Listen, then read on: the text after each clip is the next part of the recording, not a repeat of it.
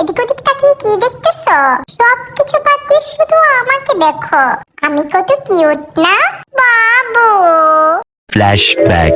Hello, আসসালামু আলাইকুম। কি অবস্থা সবার? আশা করছি সকলে অনেক বেশি ভালো আছেন। এই তো ঈদের ছুটি কাটিয়ে গ্রাম থেকে শহরে চলে এলাম, আবার ব্যস্ত জীবন শুরু। এবার যদিও আমার অনেক বেশি বন্ধ ছিল, আমার অফিস অফ ছিল, কারণ আমি যেখানে জব করি সেখানে আমার স্যার হজে গিয়েছে। তো আমি এবার লং টাইম ছুটি পেয়েছি, কিন্তু ছুটি পেলেও আমি ঈদে এবার অনেক বেশি ছুটি কাটাতে পারিনি, গ্রামে বেশি দিন থাকতে পারিনি।